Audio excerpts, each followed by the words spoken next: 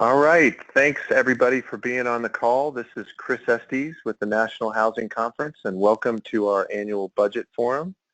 We're excited to have a big audience today with over 400 folks registered, and we're also excited to have some great speakers to help you navigate how we move forward in this budget process for HUD funding and all housing programs. My name, again, is Chris Estes. I'm the President and CEO of the National Housing Conference. A little bit about the NHC itself. The National Housing Conference has been around for 86 years, and our role is to bring the field together to educate decision makers and the public about housing policies, and to work with our broad membership to lift up best practices, research, and communications efforts to improve housing outcomes at the federal, state, and local level. A little bit about the webinar logistics. You have, for those of you who come in through GoToWebinar, the opportunity to view the speaker bios on the right, which is the little Adobe symbol. You also have the ability to submit questions by the question box, which is the only way you'll be able to submit written questions. We won't be doing verbal questions from you. For those of you who are on the phone, you'll be able to submit questions through our Twitter handle, which is down below in the red bar at National Housing Conf, C-O-N-F, and we'll be taking questions at the end. You can submit questions throughout the webinar, and Ethan and Caitlin will be compiling those for the closing discussion in Q&A. Next slide. So a little bit about the purpose of this particular event. There's a lot of information about what's in the proposed budget, and we really wanted to have a focus on how some of the challenges that we worry about as we work to advocate and build support for affordable housing. Our role and what we are attempting to do is to really bring the field together to work in a non-siloed way, in a broad base of emphasizing the importance of the whole continuum from ending homelessness to home ownership, and to have the whole field sort of hold to that value of that continuum so that we're lifting up affordable housing and community development writ large, rather than pitting particular programs against each other. And this really comes from a acknowledgement that I think we all have to sort of own, which is that up to this point, most of our advocacy and education efforts have been around particular programs or campaigns, and we have not to date really built the adequate level of support to get the kind of funding we need to respond to the nation's housing challenges. And so in a big way, what we decided to focus on today was sort of how do we talk to this new Congress and new White House about affordable housing within the context of this particular budget fight, but I think it's setting the table for a longer-term conversation that we need to have with members of Congress in both parties in particular, and the White House, about how we build strong support for affordable housing and community development efforts. So we are going to begin today's conversation with Amy Clark, our Director of Communications and Marketing at NHC, who's going to talk a lot about sort of the latest, our latest research and understanding around communications, messaging, and framing. Ethan Handelman, our Vice President of Policy and Advocacy, will then set the policy and budget context, and then introduce several advocates who are going to talk about how they're communicating in this context with the new Congress and the White House. And then Ethan will moderate a discussion with them and then be taking your questions to sort of close out the event. So with that, I'm going to turn things over to Amy Clark, our Senior Director of Marketing and Communications, to begin the forum. Thank you so much, Chris. And just to remind everyone, and because a few people have joined since the beginning of the webinar, we will be sending a link to view a recording of the webinar and to download the slides and bios of all the panelists after the webinar, so be looking out for that email in the next day or so. So my job today is to talk about some of the unique aspects of the way we think that influence how all of us understand the world around us, to discuss some research-backed communications tools that can help us short-circuit some of the barriers that we encounter in our advocacy communication, and to give you sort of a template and a roadmap that we can all use for developing effective advocacy messages. So the number one thing I want you to take away from what I'm going to talk about today is that our minds are not blank slates. We take in new information through the cultural models that we've absorbed, myths, stereotypes, experiences that we've had, patterns of association that we've made between things. We filter all of the new information we take in through frames. These are the lenses through which we all view the world and we all interpret the world around us. So if a word or a phrase triggers a negative frame, then we're going to perceive everything we hear within the context of that frame in a negative light. The trouble is that our audiences, whether they are members of Congress or family members at a holiday dinner, are likely to have different experiences or life influences than those of us who work in housing. And that gives us all different frames, and so those folks are going to interpret ideas and information in a way that's really different from the way we do. And so we have to figure out ways to counter that.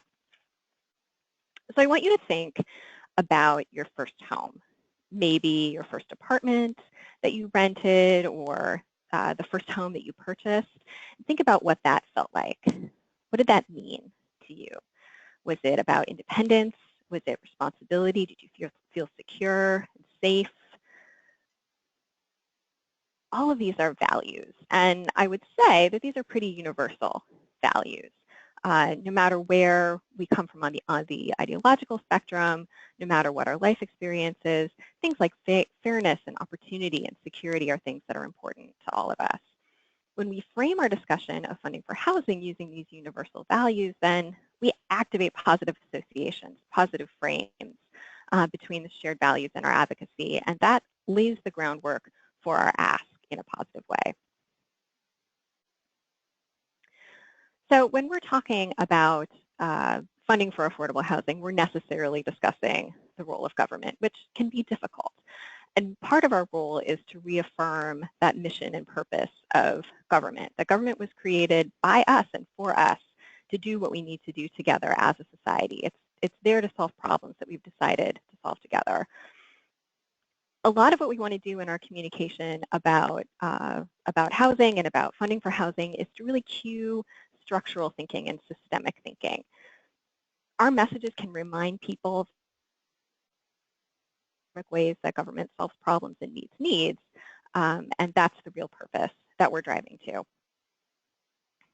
There are times when we talk about government when we need to critique what government is doing, but we want to do that in a way that doesn't undermine government.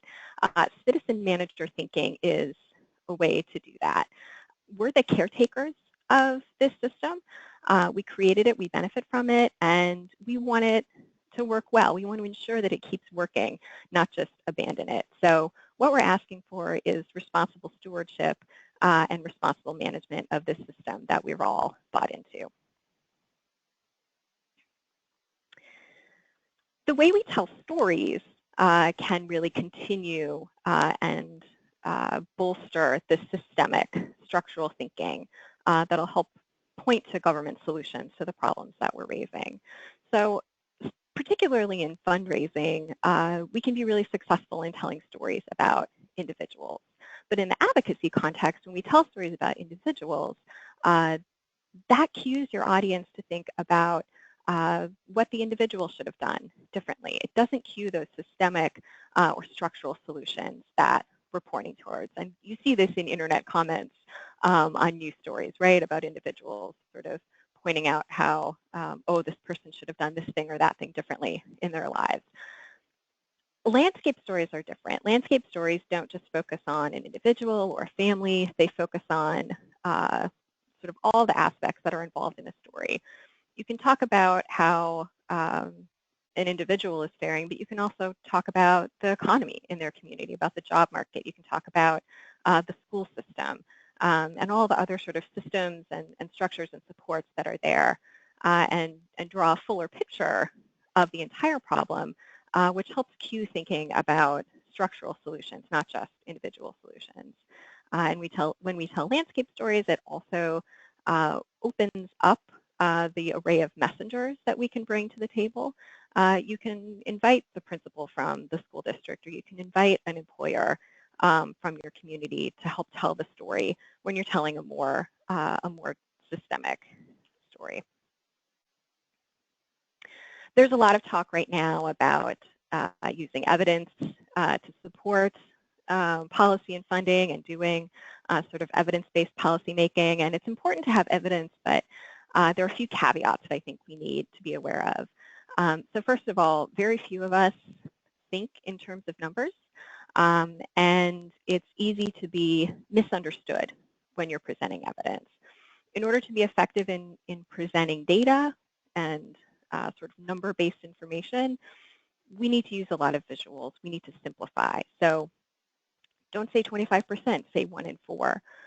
Do what you can to compare the data you have to sort of real-life objects or real experiences. So, you know, how much does this happen over time, or, you know, can it be related to, say, you know, the number of children who would fit in a school bus, or that kind of thing. Make it a real life comparison to help people understand better.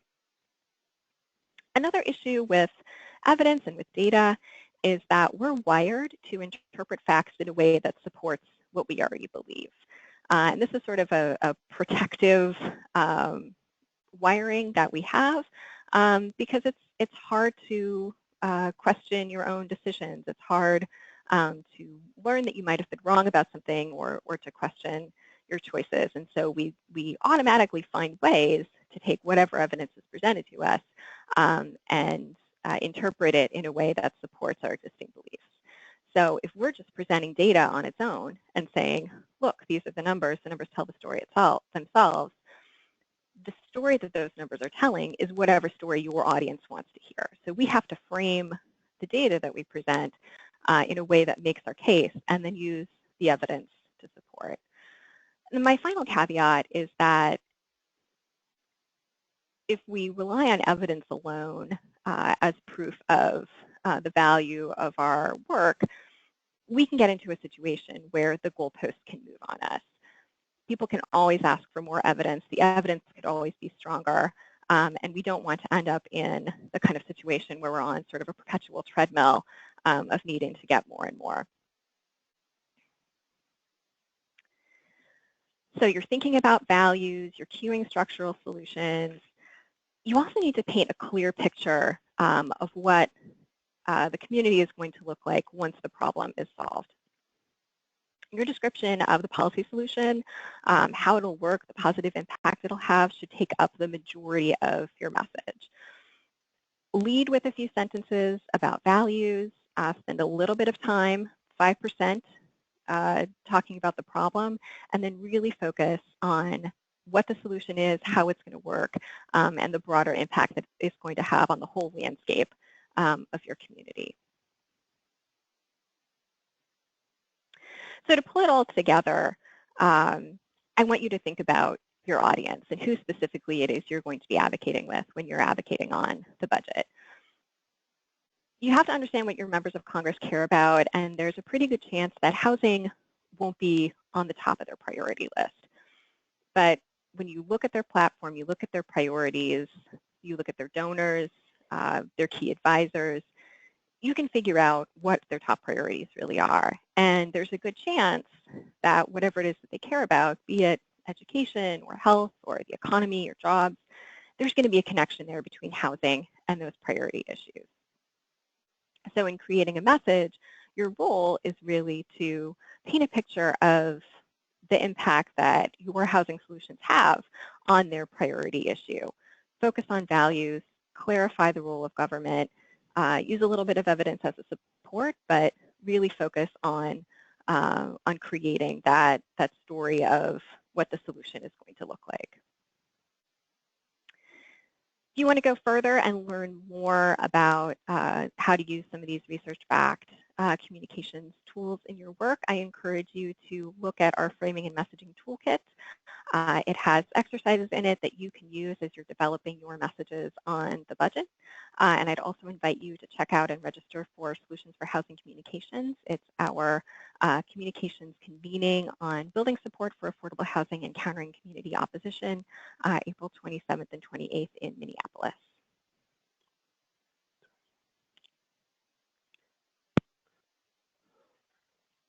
Folks, this is Ethan Handelman, Vice President for Policy and Advocacy at NHC. Amy, thank you for that. I think it was the ideal framing for the discussion we're going to embark on around how to understand what's going on with federal housing funding, but more importantly, to make the case for supporting and expanding it. And all of the advice you gave, including the stuff in the toolkit and that you'll be discussing at the convening next month, are something folks can use in Hill visits, in district office visits, as well as in their local communities when you're dealing with state and local issues. Today we'll talk federal, but it has broader relevance.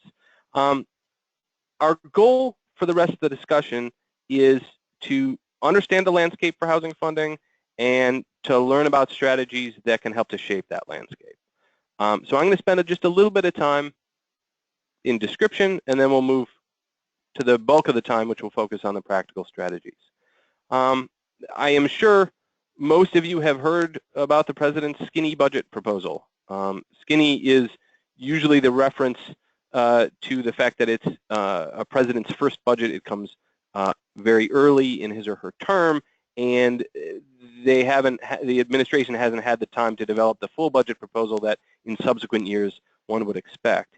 In this case, with respect to housing funding, it's skinny in the other sense of there ain't a lot. It proposes a $6.2 billion cut from HUD and housing cuts in many other agencies that do important housing work. One can quite legitimately argue that the cut is larger depending on what baseline you look at, but as Amy rightly pointed out, when you have enough zeros next to a number, our brains kind of shut down. So I'm not sweating about whether it's 6.2 or 7.01. It's big and it's not good. What we're seeing in Congress right now, though, is that appropriators are largely ignoring that proposed cut. I have heard from lawmakers on both sides of the aisle in the appropriations committees that it's great that the president proposes, but Congress disposes. They have the power of the purse. It doesn't mean that the budget proposal and the political force behind it aren't relevant, but it does mean that Congress is going to do this work. That said, the work that it's doing is in a context that has put significant pressure on the budget, especially on the discretionary side, which most housing spending sits, for several years. This is under the past president, under past Congresses, both democratically controlled and Republican controlled. There are large budget deficits. There's a lot of competing demands with strong political support, and there are strict budget caps that give Congress little room to maneuver. Doesn't mean we can't protect and expand housing funding, but it does mean it's a heavy lift. So we have to really do our homework and do our outreach. To give you a sense of the type of lift that it's going to take, the next two slides show the budget waterfall specifically for HUD. I use HUD as an example because it does a lot of the housing work. It's not the only place that housing spending happens. The other places, especially Department of Agriculture for rural housing, several of the independent agencies are really important as well. But this is a useful way of understanding how the process works. So Congress sets a total discretionary spending allocation. The technical term is a 302A allocation. That's the big number. That's the top of the waterfall. Then that flows down to all of the separate committees that allocate to all of the different things that the federal government spends discretionary money on. For HUD, that's within the Transportation, Housing, and Urban Development and Related Agencies Subcommittee. Often called THUD, rarely called THUD for obvious reasons, but every once in a while you hear that. THUD takes that 302B allocation, right? It's subset of the total amount and allocates some to HUD. So you see the water flowing from the 302A down to the 302B and then down to HUD. So it gets smaller at each stage. Then you've got the waterfall just within what HUD spends. And here's where some of the challenges really start to occur. HUD's budget, between 80 to 85% of it, goes to keep people who are currently housed with government help housed. And indeed, even the president's skinny budget said explicitly, I don't know that it's accurate, but it at least claimed that no one would be kicked out of their housing. For obvious political reasons, no member of Congress wants to go home to their state or their district and say, oh, by the way, you know, some number of you need to leave soon. That's terrible headlines, bad politics. That's what government tends to avoid with these funding decisions. So if you think about what comprises that existing rental assistance, keeping people housed, it's the Housing Choice Voucher Program, it's public housing, which has been on a starvation diet for more decades than I like to think about. Project-based rental assistance that's attached to individual rental properties, some homelessness prevention and cessation programs, a very small amount for Section 202 and Section 811 that provide housing for the elderly or people with disabilities, HOPWA funding, right? Most of those are small. Altogether, that's 80 to 85% of HUD's budget. Everything else that HUD does is in that remaining 15 to 20%. So we've noted a few of these. The two biggest are home and CDBG by far. That's roughly $4 billion in the current spending, a little bit less. Keeping in mind that when CDBG was created back in the 70s, in nominal terms, it had the same amount that it roughly that it has now. And as those of you who are older than me know, dollars in the 1970s bought a lot more than they buy today. So when you think about what a cut means in the context of HUD's budget, based on the pledge that no one's going to get kicked out, it all has to come out of that everything else bucket at the bottom of the waterfall. There'll be a little bit of thumb on the scale on the existing rental assistance wherever possible, and I think there's, in the skinny budget, likely to be so much of that some folks might well be displaced, but the biggest cuts are going to be to home, CDBG, housing counseling, all of the initiatives that you see listed here, and others. The other side of the coin from federal appropriations is tax expenditures, right? We spend a certain amount on housing through the tax code. Right now, there is strong pressure for tax reform that would reduce corporate rates and potentially individual rates. This was elements of the campaign. It was pressure that was building well before the presidential campaign, and there were discussion drafts and attempts at both partisan and bipartisan sketches for tax reform. Generally speaking, tax reform creates a risk for any tax expenditure program, any special call-out, any set-aside, any credit or deduction, because in order to reduce rates, the approach that virtually every kind of tax reform, budget control, blue ribbon panel has taken in past years is, well, you start by throwing everything out and maybe you add a few things back in. So it creates a risk for everyone, particularly for affordable housing. Think about the low-income housing tax credit, right? Our single biggest production program right now. Think about the new markets tax credit that focuses on community development and economic development. There are others, but those are the biggies, and we want to keep our eye on what could happen to them. Given that the health insurance reform vote happened and is, in some sense, behind Congress, folks are saying tax reform may be up next. That came a little faster than some people expected, in part because of the way the healthcare vote went. The scope of that is decidedly unclear. There is certainly pressure for a legislative win, which is natural given the political environment. There is also desire to actually pass something that makes positive change.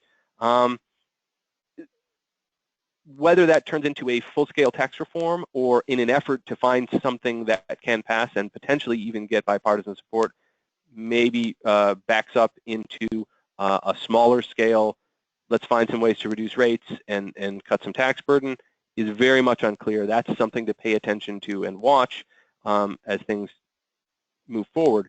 What it means for the housing community, though, is the need to reinforce the strong bipartisan support for housing in the tax code. And really, I think the best illustration of that has been the support for the low-income housing tax credit. Over the last many years, the Action campaign has been the center of the advocacy around the tax credit, has created partisan for the program and reinforced it several times. There is now a bill in the Senate, the Cantwell-Hatch bill, that would not only make a host of much-needed improvements to the low-income housing tax credit, but also increase the size of the program by 50% of allocated credits. There's a companion bill in the House that focuses more on the improvements. It doesn't include the 50% increase, but is an excellent complement and a way to move the legislation forward. That one is sponsored by Representatives Berry and Neal. So you see, you have bipartisan support in both houses of Congress for housing in the tax code, which is encouraging, but it really does set out for us what we need to focus on in terms of our advocacy. And that's why we're going to talk today about advocacy strategies. There is a ton more detail we could get to in the budget. We can do a little bit in Q&A if folks want, but really what we want to bring home to all of you is both the need for and the ways to bring the message of housing to the members that are making the decisions. And that's why we have assembled today's panel in the form that we have. You can see detailed bios of them in the handouts. I am going to give you the more personal introduction. First up will be Andy McMahon, who is the Vice President for Policy and External Affairs at the Corporation for Supportive Housing, CSH. CSH has really been one of the leaders in making the case for supportive housing in a powerful way that blends the themes that Amy talked about in her introduction and her discussion of framing, really connecting the data with both the individual and the landscape stories and the very positive solutions. And they've been remarkably effective, and that's why I'm so excited to have Andy with us. After him, we will talk with Emily Kadick, who is the Director of Public Policy at Enterprise Community Partners. She is in an instrumental role in the Action campaign, so really knows the tax credit program and the advocacy around it and the strategies they've been using. I have the pleasure of getting to do briefings and Hill visits and all sorts of stuff with Emily with some frequency, and so I know she will be a treat for you all to hear. And then thirdly, we'll hear from Christopher Tomey, who leads Habitat for Humanity International's government relations and advocacy team, focusing on U.S. federal, state, and local housing policies. He's a board member here at NHC, a longtime partner. If you were at our Solutions for Affordable Housing event in December, you heard him there. That's one of the many reasons we're happy to have him back, because he's always good to talk to and really understands the way that Habitat has shaped its message and adapted it to this changing environment. So, like I said, if you want to see more about them, click on the handouts link on your webinar. You can read their bios, and you can find ways to contact them later on. But now, let's start with Andy. And I'm going to ask Andy you a few questions, draw out some of the ideas and stories you have to share. Then we'll move on from there. And then once I've talked to each of the panelists, we'll have some discussions. So, Andy, are you with us on the line? Yes, I am. Excellent. So everyone can see your smiling face in the picture in the box on the webinar. Let me just start with the general question. What's your advocacy strategy, generally speaking, around the federal budget, and any specific areas you want to dive into?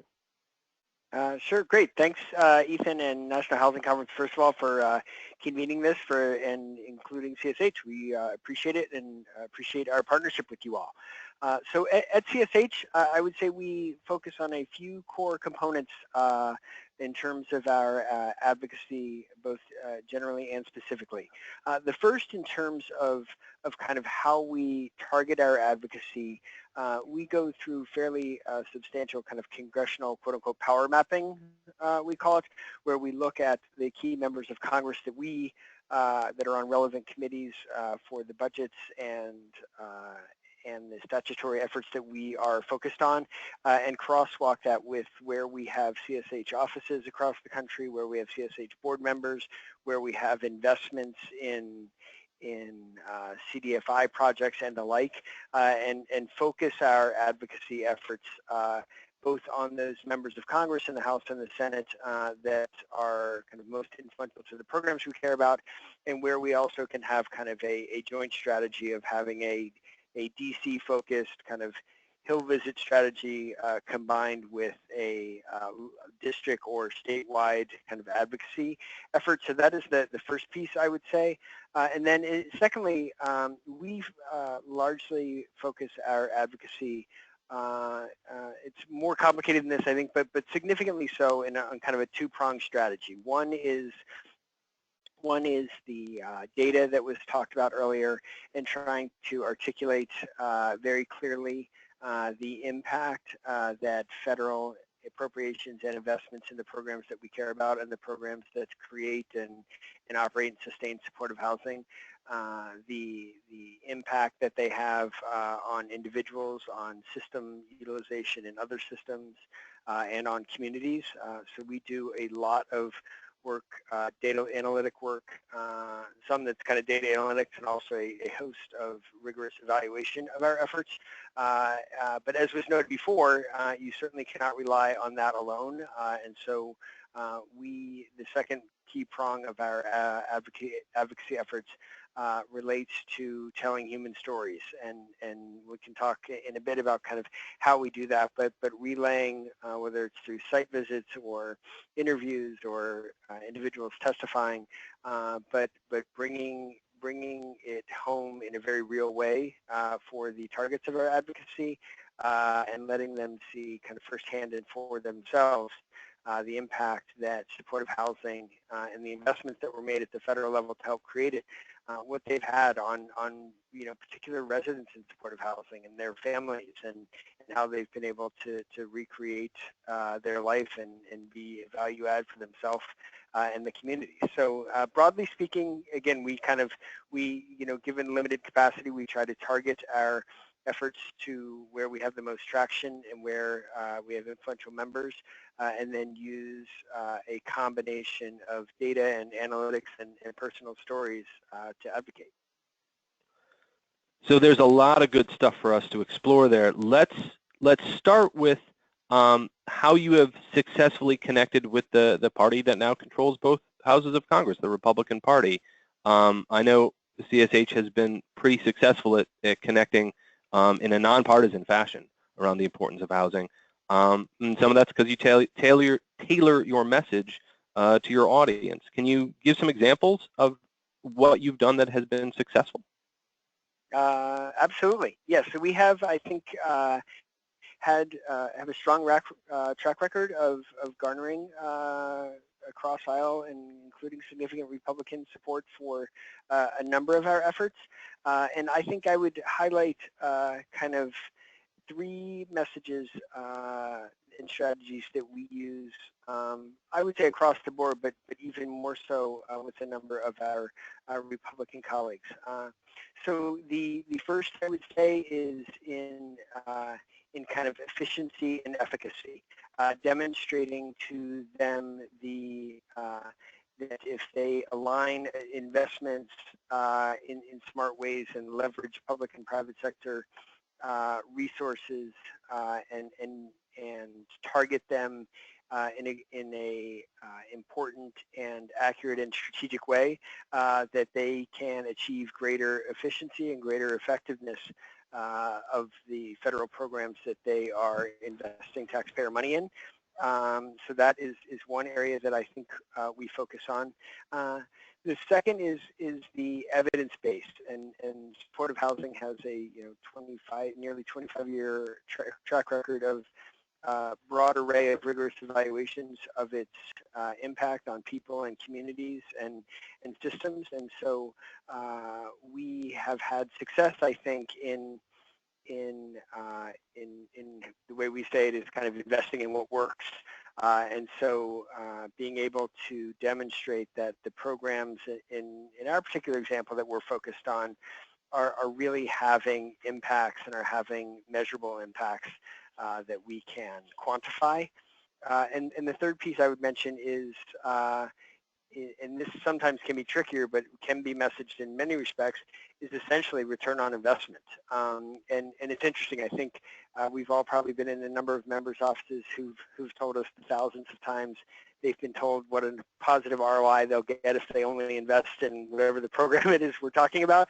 But I think through our work looking at impact on healthcare utilization and the criminal justice system in particular, that being able to demonstrate that that these investments do truly have broader positive impacts, it resonates very well with members of the House and the Senate on the Republican side. And I think the final point I would make, Ethan, is broadly speaking, is just the push around what we consider data-driven solutions. So in our work, we try to focus looking at data on the front end in terms of who we target for supportive housing, and looking at data on the back end on the impact that supportive housing has on people. But I think that frame of data-driven solutions has worked very well for us. Excellent. Let me ask one quick follow-up before we move on to some of the storytelling aspects. When you talk about targeting, I want to make sure people understand you're talking about targeting specifically supportive housing resources to the folks for whom they're appropriate and who need them most. It's not about taking from other housing programs to target it for supportive housing, because it's one of the challenges that Chris alluded to early on, right, of advocating in a silo is a good way to get everybody cut.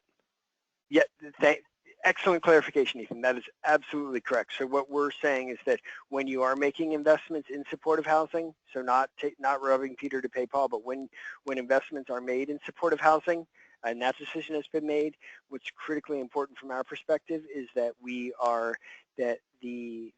individuals and families that are provided supportive housing are the most vulnerable in their communities, and in many cases also then have the highest degrees of utilization of other crisis systems of care at the federal, state, and local level. And so we do a lot of administrative the final point I think that on the data front is that we in dozens of communities we do kind of data integration and analysis to identify cohorts for supportive housing, rather than depending on kind of just the first person to walk through the door, or sadly the number of tough stories that are out there, but really trying to use data to drive where the investments go. Got it. Got it. So I'm conscious of our time, but I want to make sure folks get an understanding of the Keeping Families Together initiative, and I'm going to advance to that slide so people can see a little bit about it. Can you tell us more? Sure. So Keeping Families Together is an effort that we started actually in New York City several years ago, and is a collaboration with the child welfare system. And what we found, again through data and analytics, was that there were a whole host of families who were getting separated and who were in the child welfare system. And significant parts of that, the drivers for that were housing instability, homelessness, mental illness, addiction, and other individual and family issues. And so we worked with a number of our partners in New York City to create the Keeping Families Together initiative, and again, the other key theme here, I would say, in addition to the data for our work, is working across systems. That it's always critical in our work and in the Keeping Families Together example, that we are integrating, in this case, child welfare services with housing, with behavioral health care services, and other community supports. And so knowing that we need to do that integration work at the system and program level, and not at the individual level, is a core piece of our Keeping Families Together effort. And as we have done the Keeping Families Together work, we have again focused both on the kind of the data and impacts, as well as the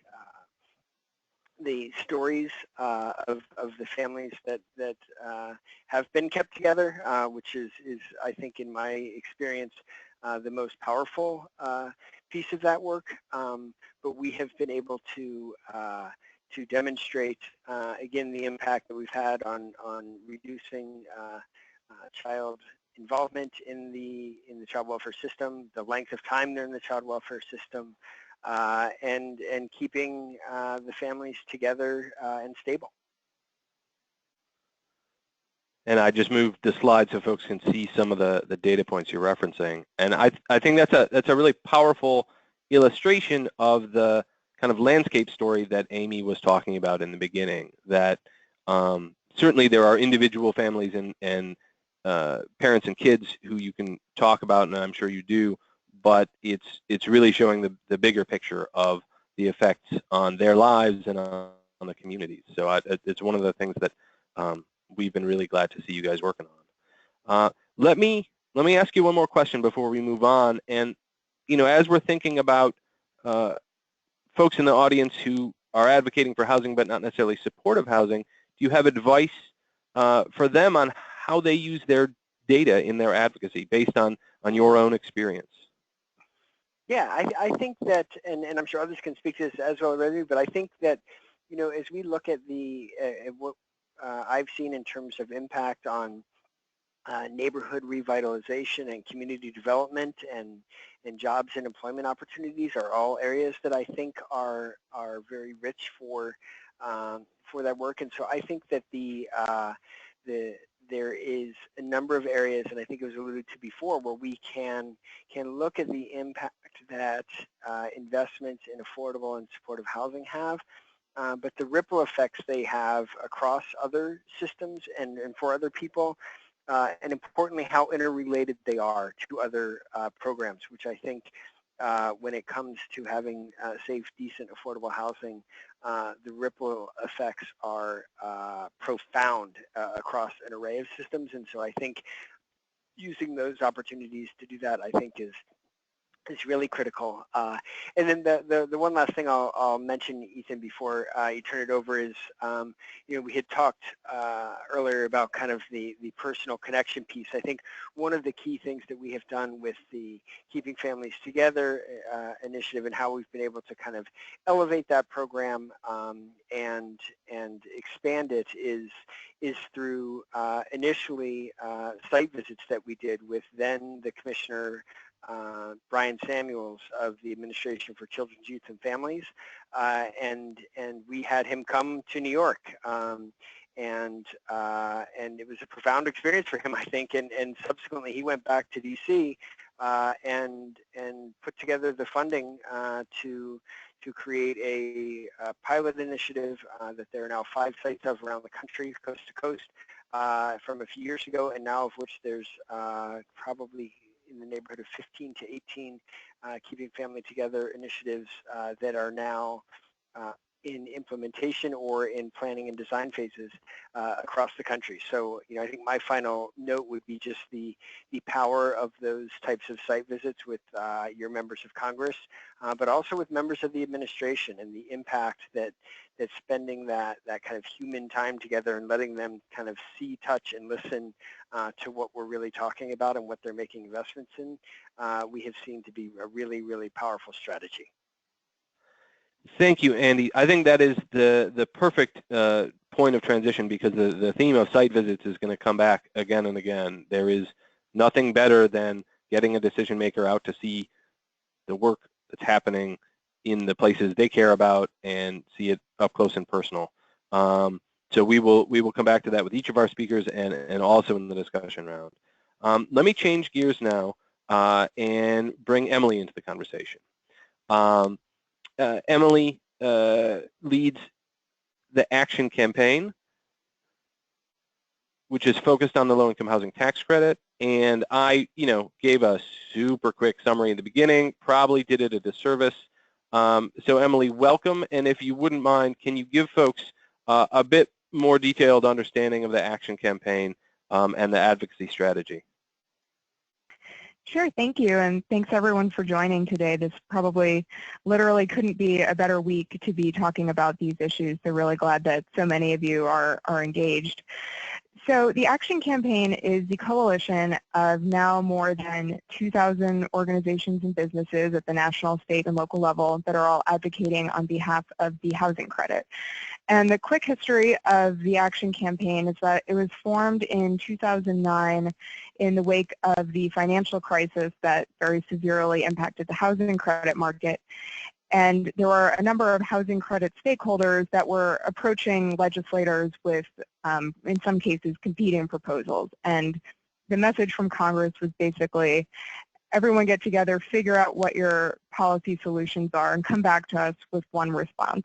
So the Action Campaign started as a small group of housing credit stakeholders and has grown exponentially since then, and it's very powerful now to have so many voices from so many different states that are all really coordinating around the same policy messages and using the same legislative and communication strategy. So our approach to advocacy is pretty similar to what you heard Andy describing in terms of making sure that these issues are personal, showing policymakers the impact in their districts, near their homes, giving them the opportunity to meet with residents, see examples of how high quality the construction of these properties is, and then also having the data to back it up and show why these programs aren't just compelling when you see one example, but why they are viable solutions that should be brought to scale. So the way that we do that, we think of it in sort of 4 buckets. The first is our traditional legislative and administration outreach. The second is through media and communications. The third is through the local outreach and site visits. And then finally, a data and research effort to make sure that we are making the best case that we can for these programs and confronting any myths. So I'll talk about each of these in a little bit more depth. I think Ethan gave an excellent overview of where we are with tax reform. Certainly, tax reform has been more or less of a threat for many years. We haven't had a major overhaul of the nation's tax code for over 30 years now. So it's something that many policymakers have been long dreaming of doing, and now with Republican control of the House, Senate, and administration, and as everyone saw, the kind of sooner than expected termination of work on the Affordable Care Act repeal and replace, tax reform is really expected to move full speed ahead. But the good news is that, as I mentioned, the Action Campaign has been working on building bipartisan support for the low-income housing tax credit for many years now. And so while the stakes are certainly very high this year, we also aren't beginning from square one. So we are approaching this year not just by saying let's hunker down and make sure we save the housing credit and tax reform, though that is a very high priority, but we believe that the best defense is a good offense. And so we're not just asking that the housing credit be retained in tax reform, but that we ask for what we really need, which is an expansion of resources, and that we also see tax reform as a potential opportunity to make some changes in the tax code that we'd like to see. Looking back over the program's 30-year history, what could we do and to make it an even stronger program in the next 30 years? So I won't get into what's in those bills, but I will say we've been, and Ethan, if you wouldn't mind going back to the last slide for just a second. We've been really successful in aligning key members of Congress in support of these goals. So on the House side, we have Senator Maria Cantwell, who in the photo here is speaking to the floor about the importance of expanding the low-income housing tax credit. She's partnered with the chairman of the Senate Finance Committee, Orrin Hatch, which is extremely significant, having the chairman of the committee that'll be looking at tax reform signing on to this effort. And then in the House, as of last week, we have legislation to strengthen the credit that was introduced by Representative Pat Tiberi and the ranking member of the Ways and Means Committee, Richard Neal. We have almost half of the Ways and Means Committee signed on to this bill already, and it's been out for a little over a week, which really tells you, again, as the Ways and Means Committee is going to be looking at tax reform, having close to a majority of its members already supporting this legislation and, by extension, is supporting this program, certainly gives us a lot of reason to be cautiously optimistic about the fate in tax reform. I also just want to emphasize the importance of reaching out to the administration, especially now. Certainly over the past few years, having the Obama administration support the program didn't necessarily resonate with a Republican-controlled Congress, but now with the Trump administration having their support for these programs is as important as ever, and certainly having so many new members of the administration is a really important time to be educating and advocating with those new members of the administration as they come in addition to all of the policymakers in Congress. So I also wanted to talk about our media and communication strategy.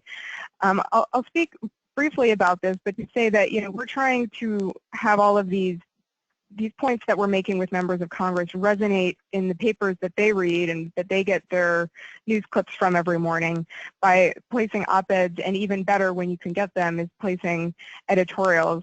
Senator Cantwell, when we were talking about the rollout of her legislation, she encouraged us to try to place op-eds in key papers around the country, but also said that when a newspaper is editorializing about something, that's even more impactful. So to the extent that any of the participants today have connections to any editorial boards, it really does make a difference when members of Congress are flooded with so much information on so many issues, but to have an issue be elevated in that way, I think can really grab their attention.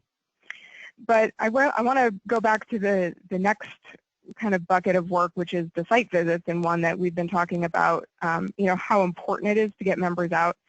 And I would just say, if anyone happens to be multitasking during this webinar, I encourage you to look at the screen right now, because here we have one of the leaders and founding members of the House Freedom Caucus, Jim Jordan, who's touring a low-income housing tax credit property, providing positive remarks about the impact of this development in his community. And I think it's just really remarkable. This is a photo that was shared with me by Wallet Communities, one of the really active Action Campaign members in Ohio.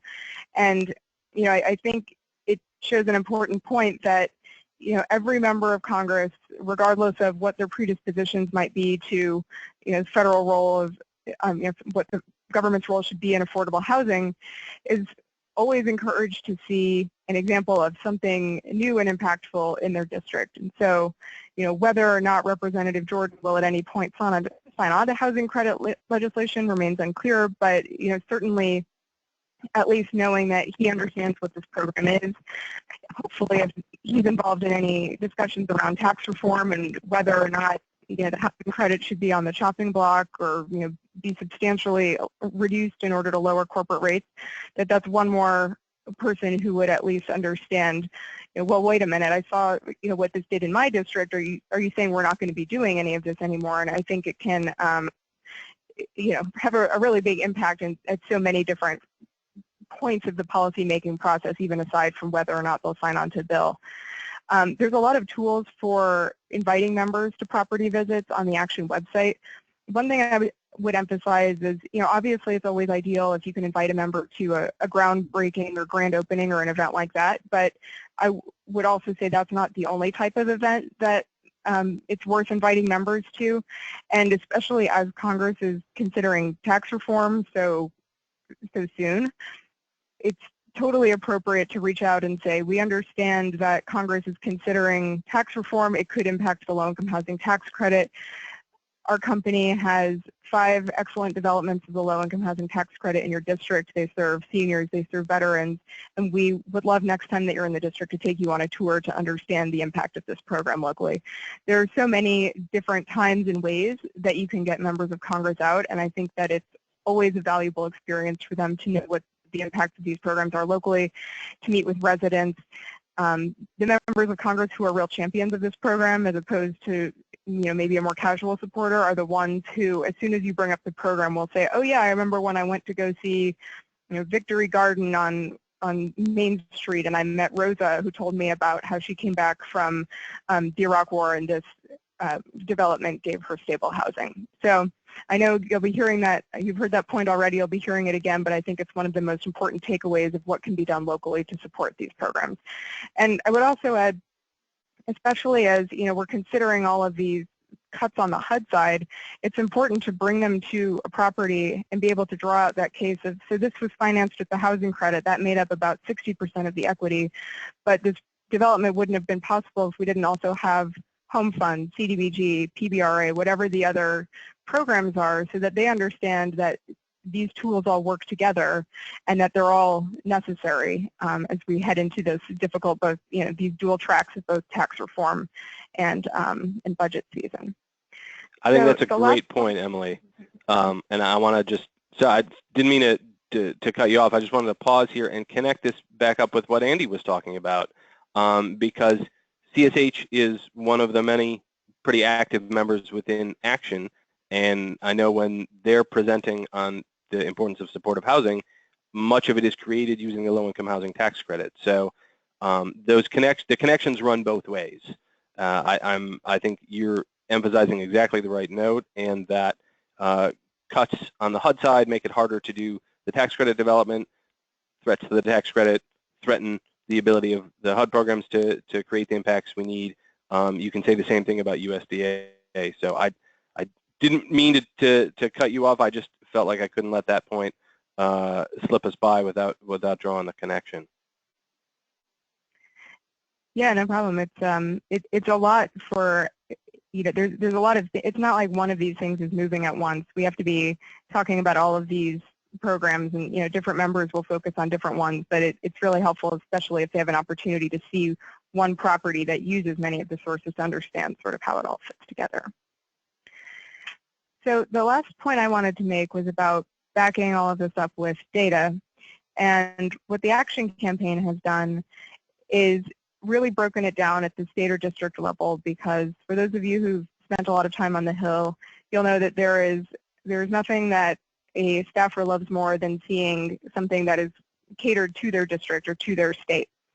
So we certainly have the impact of the housing credit at the national level, but then we also break it down for every state in all 435 congressional districts, showing not just how many apartments the housing credit has financed, but what those impacts are for the state or district. So that includes job creation, local revenue generated, local taxes generated, how many families have been able to live in those homes, because the housing credit creates apartments, but families don't stay. It's a 30-year program, and most families haven't lived in a housing credit property for 30 years or from the beginning of its life. So, we show what does this mean in terms of actual number of families who've benefited from these programs. And then we also show them the other side of the coin is, you can see how much progress we've made in affordable housing creation by having the housing credit, but then here are the needs that still remain. So in the example of Ohio, you can see that there are still hundreds of thousands of families paying more than half of their income on rent, and that we're considering severely cost burdened. So it underscores not only what an impact the housing credit has had, but why there's such an urgent need to expand housing credit resources.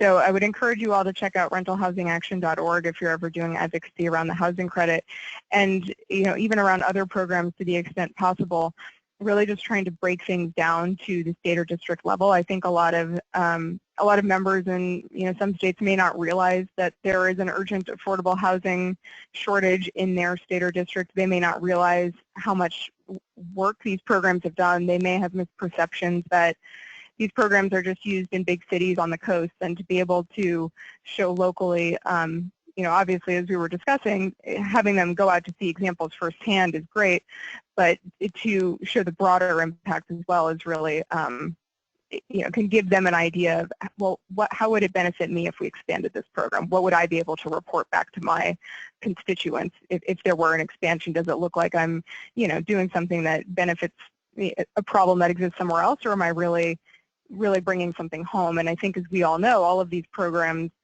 are used in all types of communities, and everyone really does benefit from having them, but sometimes you need to draw that case out for them. So I think I'll stop there and just see if Ethan had anything else, but that's kind of how we approach this, and really encourage you all as you're thinking about your advocacy to make sure that, again, that we're staying on top of both what's happening in tax reform and on top of budget and appropriations, because a lot of these things are coming up very quickly and certainly really depend on one another. Well, I think that's exactly right, Emily. Thank you for that. And I especially am glad you highlighted these fact sheets that the Action Campaign has put out, because they're a pretty easy to use tool.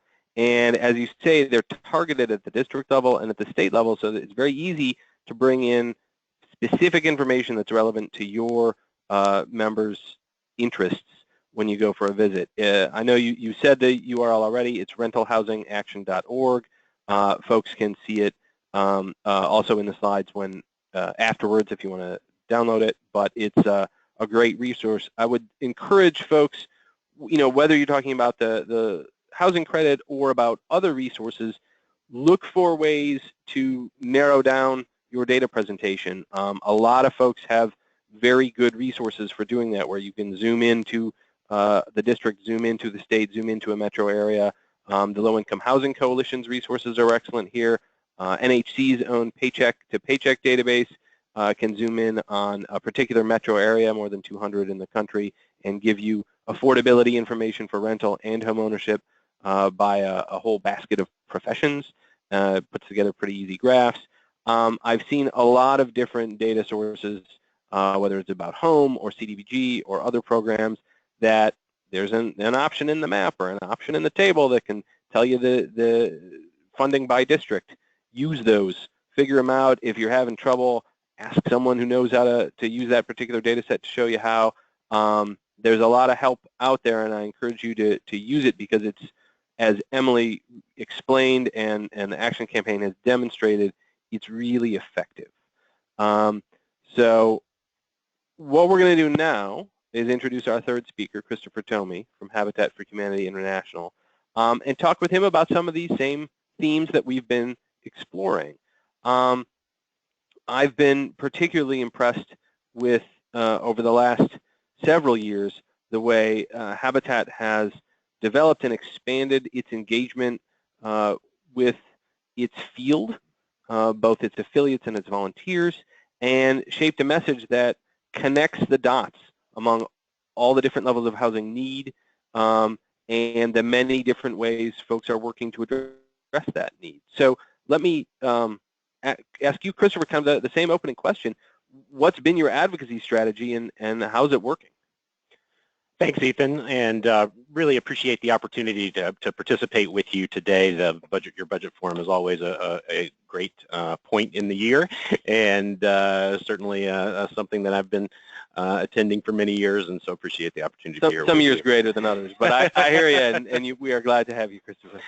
And I would say really Habitat for the last dozen years or so has made a very focused effort to get its field engaged, and we do have about 1,350 affiliates around the country. We have 30 state-level offices around the country, and we really tried to, first of all, impress upon them that in many communities they are the most recognizable voice for housing. In some rural communities, they may be the only voice for housing, and that they really have a responsibility to carry the housing message forward, that they're not just there to put people in Habitat houses. Habitat's mission is to solve the housing problem, to see that everyone has access to decent housing, and our affiliates just aren't ever going to be able to build that many houses. As much as they can kind of ramp up and serve more families and provide different kinds of solutions, we understand that it's not realistic to think that we could ever build up enough infrastructure, or even that our housing product is appropriate for everyone who needs housing. So getting them engaged in advocacy is a way that they can be very serious about what the organization's mission is, and really have a very constructive role in moving toward accomplishing that mission. So internally, Habitat International has provided leadership and support to the field to enable local advocacy on issues that are local, state, or national level issues. So they're trying to influence government at all levels, but it's really the local relationship that's key to that influence. And we're very blessed at Habitat to have an extensive network that enables us to connect with many, many members of Congress. We also seek externally to partner with organizations that have common interests with Habitat, both housing interest, and we want to be supportive of housing across the board, not just home ownership, not just nonprofit, but the full array of housing that's needed to solve the problem, and we need to partner with groups and participate in coalitions so that we can ensure that Habitat is leveraging its name to be supportive across the board and to invite other folks to join us in supporting those programs and policies that enable Habitat to do its work as well. So when you're doing that, when your affiliates are doing that, or when you're doing it here in Washington, how are you helping connect at a values level with the legislators you want to reach, whether they're Republicans or Democrats? Well, I really appreciated Amy's comments earlier on the power of focusing on housing values, and we really, Habitat's mission is more than building houses. Habitat's mission is to have people live in decent and affordable homes in vibrant communities so that they can achieve all that they can in their lives, so that they can be successful and fulfilled in their lives. And that's something that every policymaker that I've ever met with wants for the people in their neighborhood, in their community, in their city, in their state. That's really something that we all agree on. And particularly in an environment today where it's so politically radioactive and there's so much division that to be able to start a conversation at a point that we all agree on and a vision for our communities that we all agree on, it provides for a much more positive and constructive conversation. And when we forget to start out with the values and we go right to our product or right to what we say we're doing, we really miss the power of what we're doing. And we need to communicate that to be successful. So Habitat's not here to build houses. We're here to help people achieve success. We understand housing is a powerful platform to accomplish that. And not everyone's going to agree how to make it happen, but it's a great place to start the conversation. That is both great to hear and was great to see when I was out earlier this week in Atlanta with a bunch of Habitat folks who are very fired up. You have a very strong network.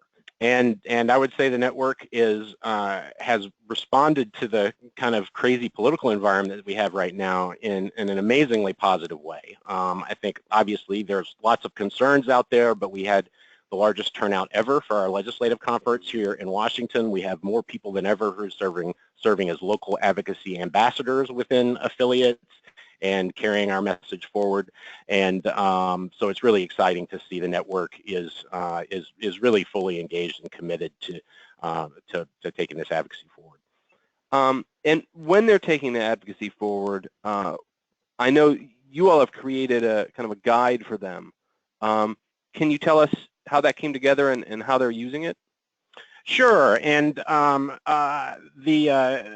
advocacy guide is it's great because it was really generated from the field, and the field came together. Our Habitat affiliates and our state organizations came together, and they said we really want to create an agenda that represents the breadth and depth of everything that we're working on across the country, and what they did over about a year period was develop an agenda, and it starts with home ownership. That's the core. That's what we do, and that's kind of the core of why we're an authentic voice in housing. But that's just the starting point. It also talks about access to housing broadly and what can be done to expand access to affordable housing, both subsidized and what's happening in the markets. And it looks beyond that at our families as well. And again, how do we ensure that our families are successful beyond the house that they live in? What kind of financial education can we provide? What kind of homeownership education can we provide? What access to other services can we enable that will help them that will help that family thrive? And then how do we make sure that our homes are in vibrant communities? And was really thrilled and have been thrilled to see the affiliates taking on neighborhood-focused work and looking more broadly at ensuring that we're not just building a scattered site housing and kind of dropping our families there and saying we hope everything goes well. Particularly after the housing crisis, we saw that in neighborhoods where Habitat families were succeeding, when their neighbors were losing their homes and the neighborhood as a whole was falling apart, they were losing their equity, they were losing their investment, our affiliates were losing their investment.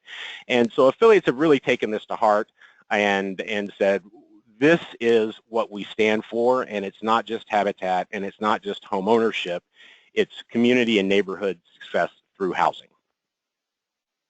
And that's encouraging to hear and aligns well with the perspective of a lot of other folks that NHC works with in the housing space, and it's, I think, part of what will be really helpful to all of us in making the case. So I'm glad to hear you're doing that.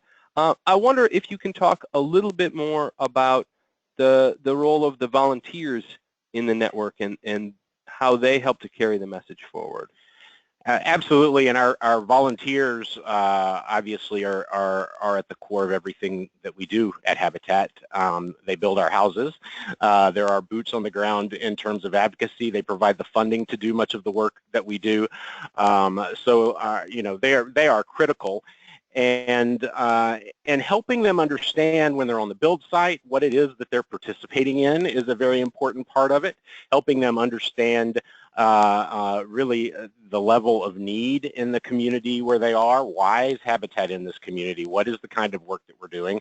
Why are we doing the kind of work that we're doing?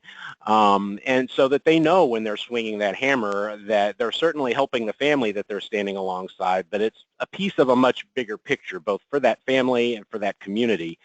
And when we give them that basic knowledge and then we give them tools to engage, they are ready and willing to do it. They may only get to a Habitat build site once or twice a year, but this is a way they can stay connected with the organization and with the issue all year long and feel like they're continuing to contribute to the welfare of those families that Habitat is serving. And so we have helped affiliates build out their own advocacy systems, online systems.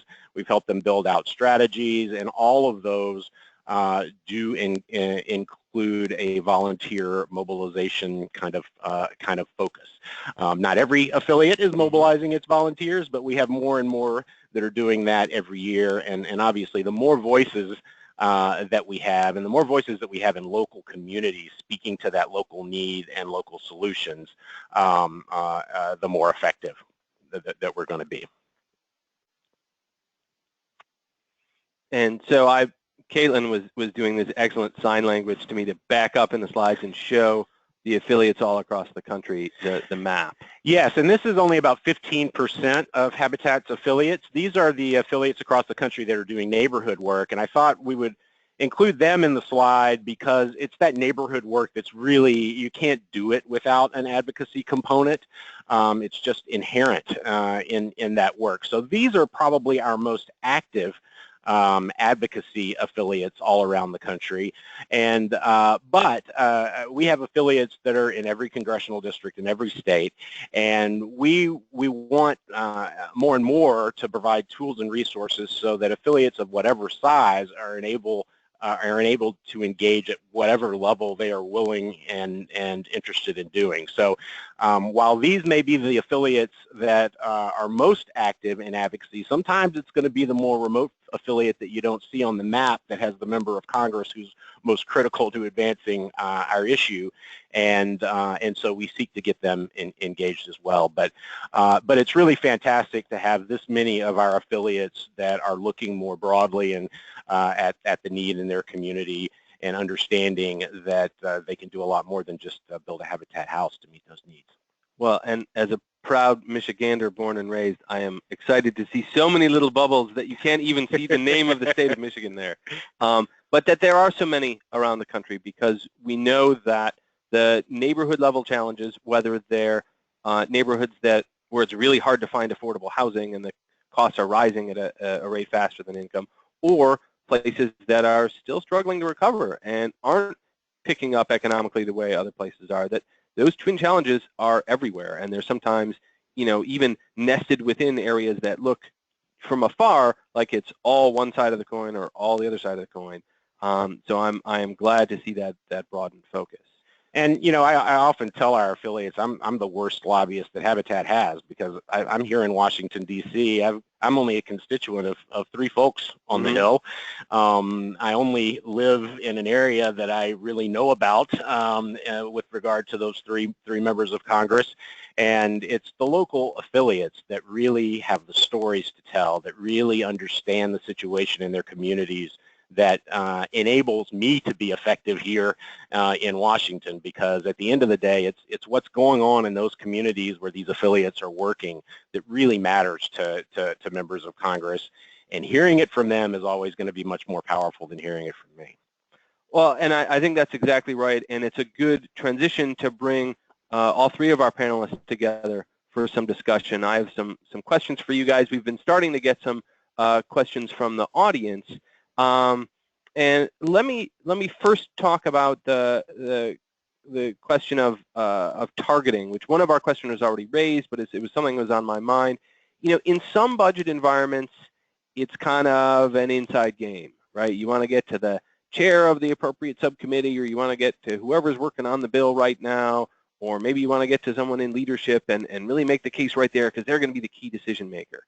You know, there's always some element of that in the legislative process, but I feel like in this environment, it is the, and now I'll misuse a sports analogy, the full court press, right? It's every member of Congress needs to hear about these housing priorities because the process is working a lot different. But that's just my opinion. I'm curious what each of you thinks, and we'll start perhaps randomly with Emily, since Christopher was just talking, and then we'll go to Andy and Christopher for your thoughts. Sure. So I completely agree with you, Ethan, that it's a full court press, and there may be some details of different programs where it is more of an inside game. So, you know, one example I'm thinking of is in tax reform, as I'm sure many of you are aware, if the housing credit is retained but the corporate rate is significantly lower, we'll need to work with Congress to make sure they make some changes to the credit so that its production potential is retained. Now, that's not something that we all need to be communicating at home to every single member of Congress about what the details of, you know, those different variables will need to change are. What we do want them to hear is the housing credit is critical to your district. Make sure it's in the tax code, make sure it's working, and even make sure it's, you know, a bigger and better credit than it is today. I think that especially when you take something like the tax code, where, you know, the housing credit is one program that's impacted, new markets is another, but then you have things like all of the, you know, the retailers are going to be making their case against the border adjustment tax. You have all of these, you've got Walmart in there, you've got all of these banks with different interests. You know, there are so many interests that are going to be reaching out to members of Congress on their issues that it's really important to, you know, even if it feels like overkill, it's not, because we need to make sure that the importance of housing is rising above that noise. And same thing on the budget side as well. A lot of agencies are being targeted for proposed cuts, and a lot of the, you know, the interests that are tied to those agencies will be speaking up as well.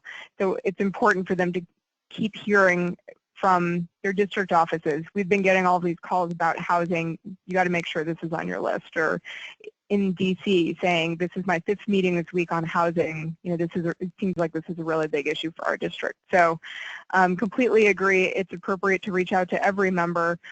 Certainly there are committees that are more or less influential for each issue, but whoever you have access to, I would say, should be a priority this year. Excellent. Andy, your thoughts. Yeah. So I would, concur completely that it's a full court press situation, Ethan, and would also agree with every single thing that Emily said. I think the one thing I would add is, because I think one of the people who mentioned kind of the targeting, as we do kind of some of our like power mapping type work, what I was remiss in mentioning was thinking about where the gaps are and where we can most contribute to coalitions we're a part of. The Action Coalition is a perfect example, right, where there's a whole slew of folks. And so the question for us as an organization, I totally concur that everyone's important. And I think for us then it's thinking about, as we're part of groups like the Action Coalition, kind of where, in what districts or in what states can we be most impactful? And there may be some places where there's a whole slew of action members, and so, you know, it's important to have our voice, but we have it fairly well covered. And there might be other areas where we have, you know, a particularly strong relationship, and it might be an area that others do not have. And so trying to prioritize kind of as we think about, you know, we do almost all of our work in coalition with other groups. And so thinking about where does CSH's kind of influence and relationships on the ground, kind of where's it most impactful and important for the broader group for what we're trying to do. So 100% concur. Great. Christopher. And I completely agree as well. And I think that, you know, we've spent over a decade with some really focused relationship building, particularly with appropriators who are dealing with lots of programs that are important to Habitat. But I think, you know, how rapidly the environment here changes, and as we've just seen, drives home the fact that you don't necessarily know who's going to be the important member of Congress a year from now or 2 years from now.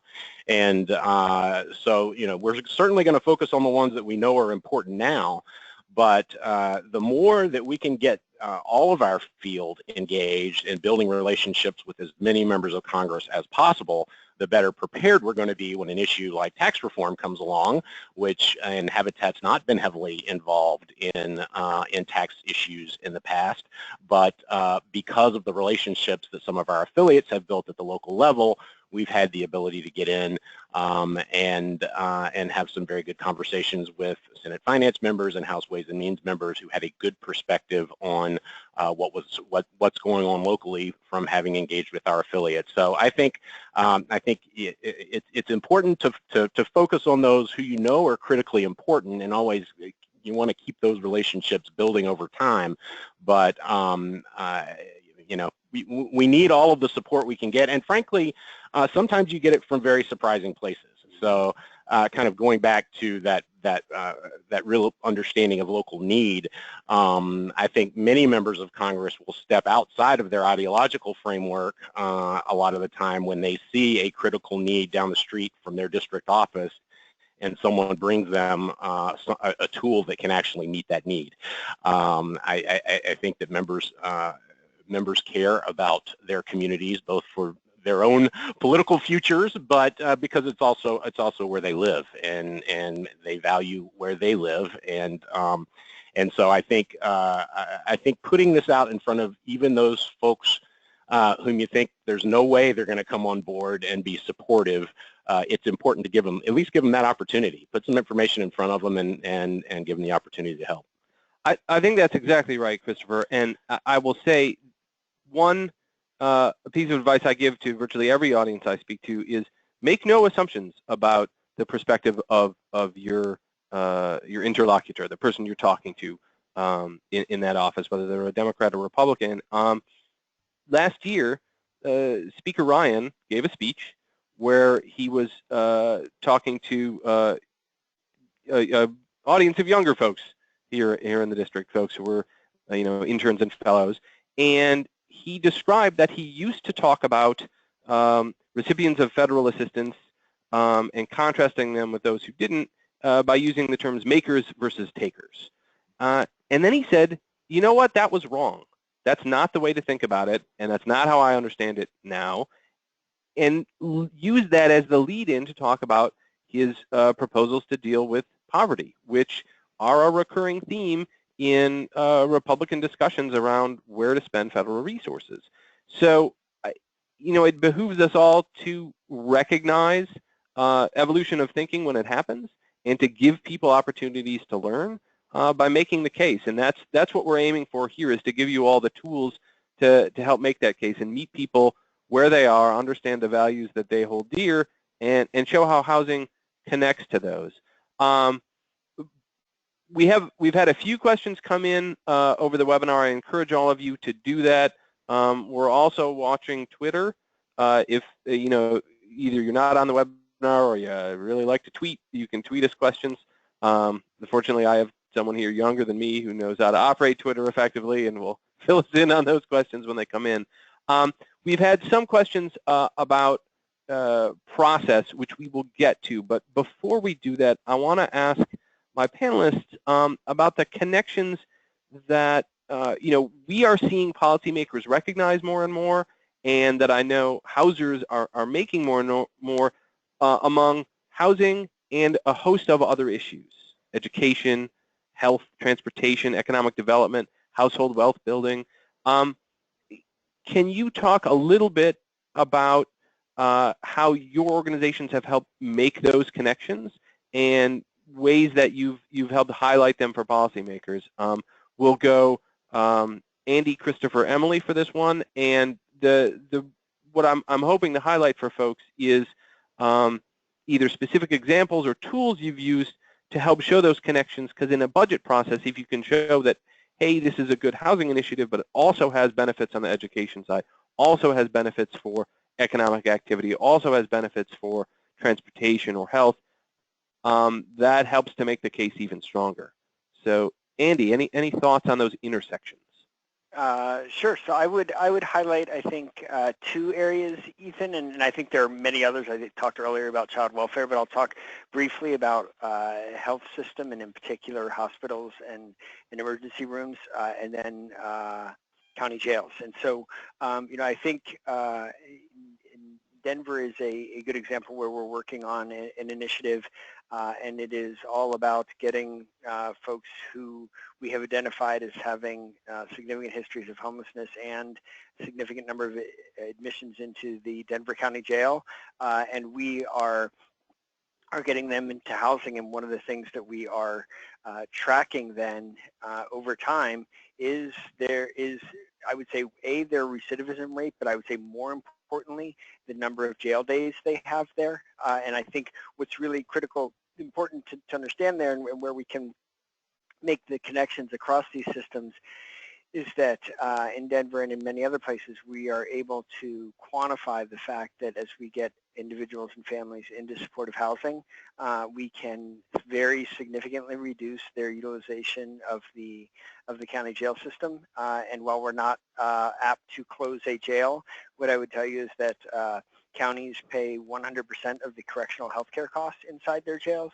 And so when you have folks with significant and complex and acute healthcare issues, the price tag of that is very significant. And so we have had a lot of success engaging with county jail systems as well as state prison systems, and being able to quantify those reductions in jail days. And similarly, I would say we have done work in a number of communities and are now partnering in more and more places with hospital systems who are recognizing the very significant high readmission rates that they see for people who are homeless or have significant housing instability and often have chronic health conditions. And we are then able to track both their readmission rates and the number of days in the hospital that they stay. Oftentimes, in some cases, covered by Medicaid, in many other cases, uncompensated care to the hospital system. So I think we're able to show those very concrete financial impacts. And the last thing I would mention, and this goes to the jail and the emergency room type of environments, where not only do we use the hard data in connecting those to other systems, but we also looking at, in a good example would be the Cook County Sheriff in Chicago, where you talk to them, it's, they're very interested in getting folks, with significant health and behavioral health issues out of their jail, people with schizophrenia and a host of other issues. And what many of them will tell you is that not only are they happy to, that they're trying to reduce the pressure on their jail, but it actually, for the folks, a lot of the folks we're talking about, it actually makes management and kind of efficiency and execution of the daily kind of activities, if you will, of the jail more manageable for them. And so it has impacts on kind of reducing overcrowding and the like. So even in addition to the financial impact, I would also just say kind of the kind of day-to-day logistical impact it can have on those systems. Very good. Very good. Christopher, your thoughts? I think probably health is the area where our affiliates have been most engaged in trying to draw these connections, and many of them are partnering locally with hospitals and trying to have, instead of the affiliate telling that health story, having a physician come over from the emergency room and say, you know, this percentage, X percentage of my emergency admissions are driven by environmental issues in the homes that folks are living in, and the habitat houses that are being built are helping people move out of those homes, and providing them a safer environment. Hearing that from a doctor makes a big difference, or even hearing it from a hospital administrator who comes in and says, you know, this is affecting our bottom line at the end of the day of our hospital and our ability to provide care. And just having those authentic health voices coming into the habitat context and helping tell that story has been really important. I think what we really need to tell the story better at Habitat is better data to use to support this, and we've started down the road of developing those data sets to help us tell the story better. But I think primarily the way that we've done it now is bringing partners and other interested parties in who have expertise beyond the housing field and letting them talk about the benefits that they're seeing from the work that's being done. Excellent. Emily, thoughts on intersections? Yeah, I think it's an area that a lot of groups are really trying to think about now, especially the health and housing one is very appealing, not only from a policy perspective, since those of us who work on housing know that all of these connections exist, and so really drawing those out is important, but, you know, especially considering the new HUD secretary and his background in health, I think people are starting to feel more of a sense of urgency to really make this case and show that you can't achieve better health outcomes without, you know, having stable housing for a lot of families. But there are a lot of other areas where we're kind of seeing these connections as well, and I think part of that points to how we began this webinar with kind of the thoughts on framing and persuasion, that there are a lot of people who just aren't familiar with housing. Certainly they own a home, but they don't really understand the affordable housing crisis. It's not an issue that maybe they've heard a ton about. They may not be really familiar with affordable housing policy. So if you can connect those issues to something they do know, whether it's health, whether it's the environment, whether it's education, crime, any issue that is already interesting to a member, or something that they do already feel like they're invested in the policy around that area, it can you know, help make the case for some of these programs, even if someone isn't naturally predisposed to, you know, just to be educating themselves or familiar with these programs based on their merits. And even if I could add one thing, I totally agree with what Emily's saying. And the other thing I would say is that as we think about in our work, in particular, kind of the healthcare audience, and I say that, you know, for our work, largely managed care organizations, MCOs, and state Medicaid plans and payers, but is this, I mean, I think the notion and the idea of housing as a quote-unquote social determinant of health has been around for a long time, but has gained enormous traction over the last few years.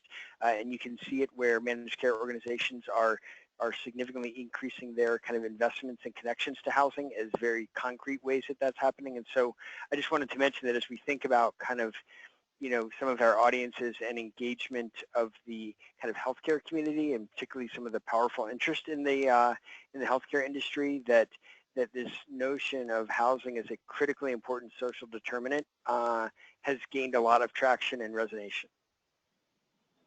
That's a great point. And actually, our first Twitter question is in some ways the flip side of what we've just been talking about. Our questioner asks whether the proposed cuts to Health and Human Services could potentially have some impacts on the housing side, especially when we're thinking about service funding connected with housing. I will admit my expertise is not on the HHS budget, and I'll open it up and see if any of the three of you have thoughts there, other than, you know, just sort of, it's bad.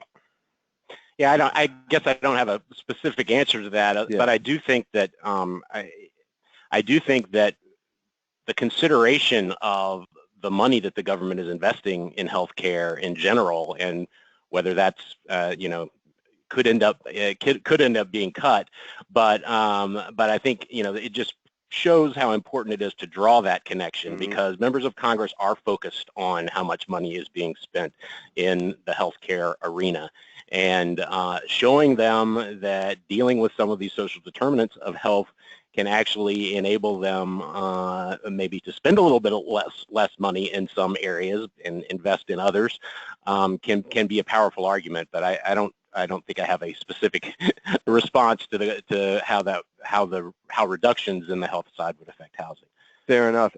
Andy Ethan, or Emily? Yeah, this is Andy. I think so. I think the answer is it absolutely could, and I would mention a couple of things that relate to that. But I think that certainly we have seen where health crises have led to homelessness for individuals or families because they lack coverage or other things. So that absolutely is a dynamic that occurs. I think if you were to see reductions in some of the investments in behavioral health, so mental health and substance use services, that the impact on lives that kind of spiral out of control, I think, is absolutely real. And a final, very specific example I would give, although I applaud the last Congress for putting a chunk of money on the table for it, is addressing the opioid epidemic. Is an area where if you were to see, that I would absolutely say that as those investments are made, they will have a positive impact on at least not exacerbating homelessness. And so I think that, the notion if you were to cut that funding or the like, that you absolutely would see more of the opioid epidemic ending in homelessness. Good point. Emily, thoughts to add? Yeah, I think Andy brought up a really great example about the opioid epidemic. Senator Rob Portman, some of you may know, recently signed on to the legislation to expand the low-income housing tax credit. And as part of cultivating his support for the program, the Ohio Finance Agency and several of the partners in the state there took him on a tour of several developments that were specifically targeted for recovery from addiction, and being able to tie this program very directly to here's a problem you're trying to solve and here's the housing that helped make that solution possible.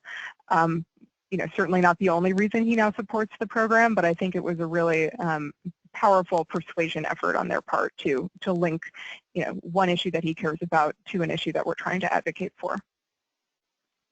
Excellent. Let me change gears a little bit. We've had a couple of questions from folks who are, in one way or another, newer to advocacy or just getting started. And the questions are either just, where do I start? There's a whole lot going on here. What's my first step? Or I'm really far from DC. I'm far from where federal policy is made. How do I really have an impact?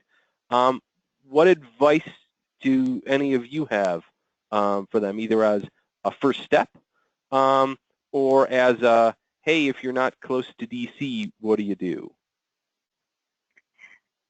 I'm happy to get started. I would say one of the things I've been really excited to be spending more time on, especially since the election, when I think a lot of people realize that, more legislation that impacts housing programs may be moving and more quickly than it has in many past years, is that a lot of new advocates are coming into the fold. I mentioned that Action has 2,000 member organizations now.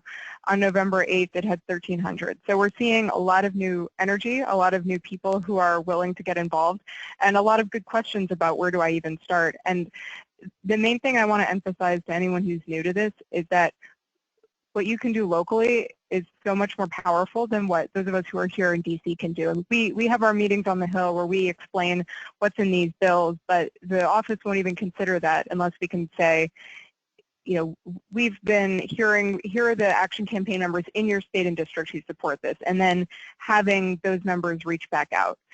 But, aside from being part of some of these larger campaigns, which I think is a good way to start getting involved, sign up for the Action campaign emails, sign up for Campaign for Housing Community Development Funding, Home Coalition, whatever your priorities are. I think that being able to take direction from a national coalition that will provide you a lot of the tools is probably a good way to not have to figure out so much on your own. But if you do want to go out on your own, every member of Congress has You can find an office directory for the House and Senate online, find their phone numbers. You can just ask them who handles tax, who handles appropriations. They'll give you their name. You can send them an email and say, I'm a constituent.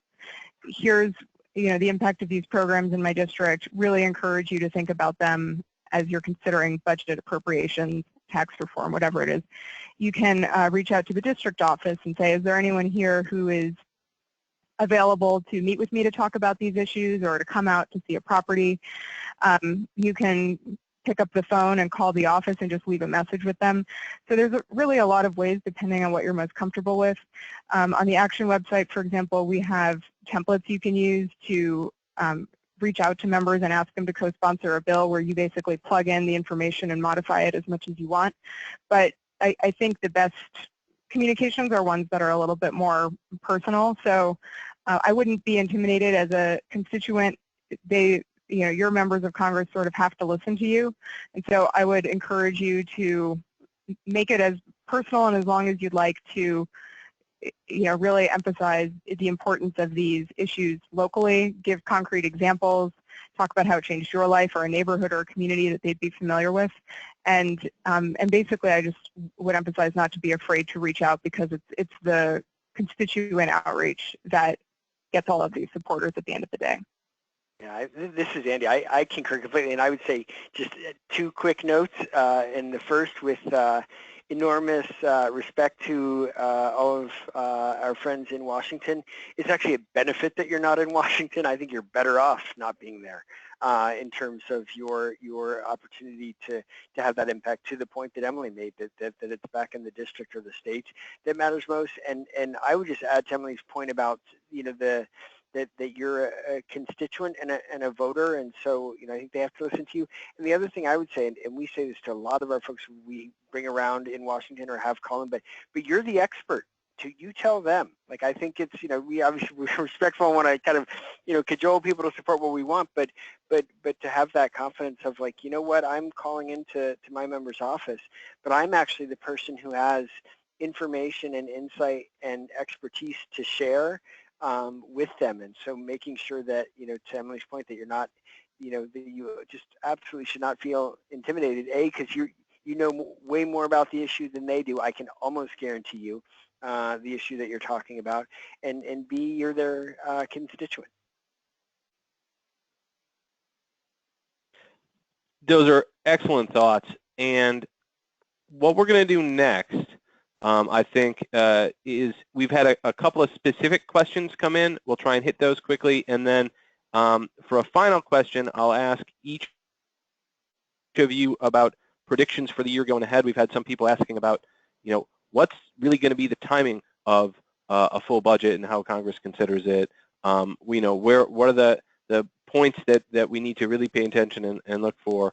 I know none of us actually have answers to those, but we can give you the best sketch going forward and our best predictions of where the pressure points may be. But before we do that, a couple of quick questions have come in.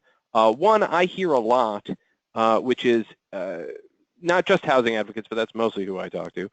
You go into an office and you say, hey, we really need funding for X, some affordable housing program. And the staffer, or every once in a while the member, will say some version of, well, sure, that sounds great, but the budget's really tight. Where should we get the money to pay for that?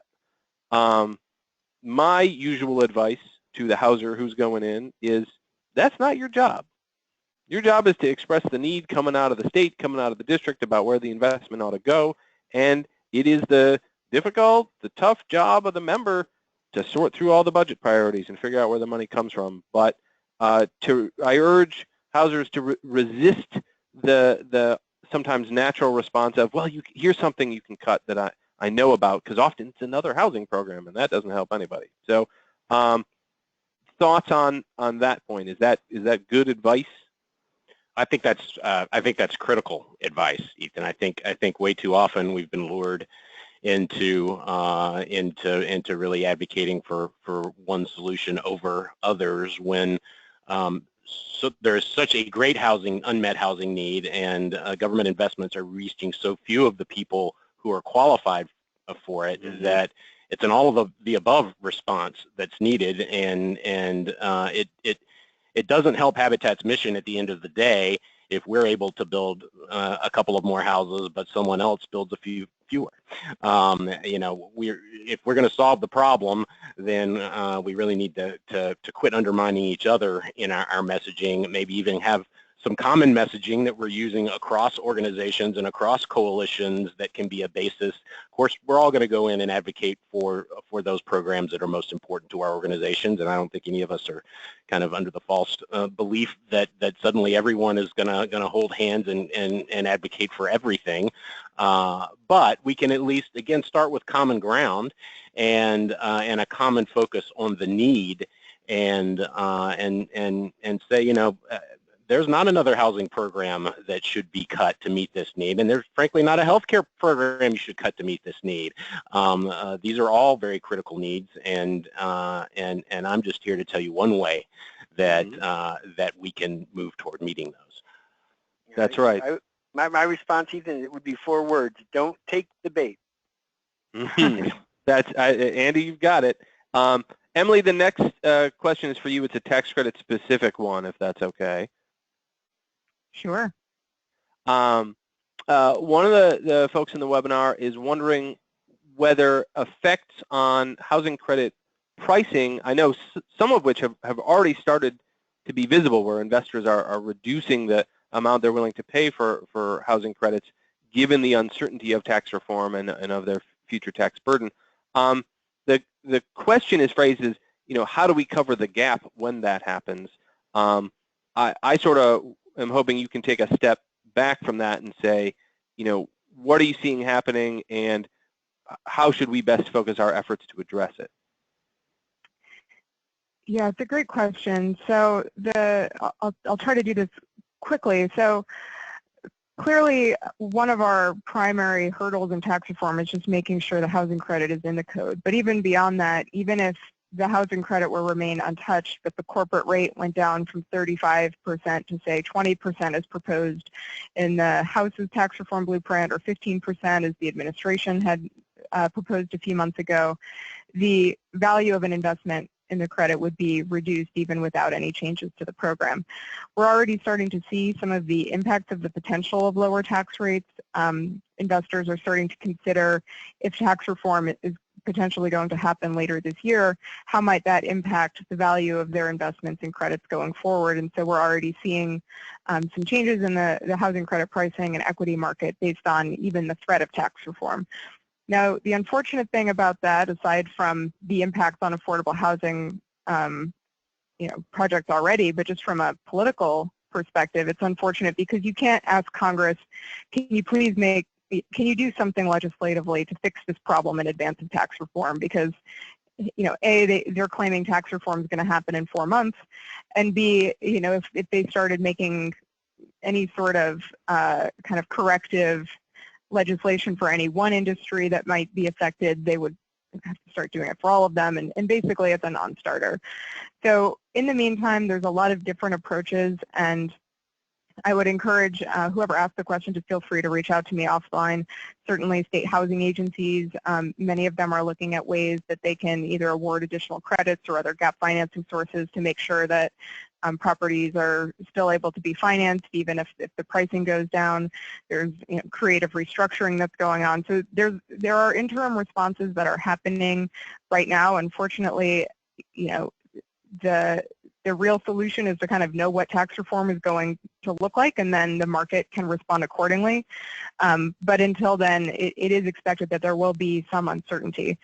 One thing to provide some comfort is that there does appear to be not only bipartisan support for retaining the housing credit in the tax code, but also making sure that it's not harmed in tax reform. When Representative Teaberry put out his press release announcing his new legislation, he also added a statement about how he's committed to making sure the housing credit stays strong in tax reform, and has since he's told us that a majority of the Ways and Means Committee is committed to making sure whatever needs to happen on the housing credit side, so that kind of what we were talking about earlier on the things that we don't need to necessarily be bringing this message to every member of Congress, but the people who are involved in shaping tax reform legislation are aware of the impacts that are happening already. They're aware of the greater impacts that could happen down the road if these changes in corporate tax reform aren't offset in some way, and are open to working with those of us in the affordable housing field to make sure that the housing credit is made whole or even stronger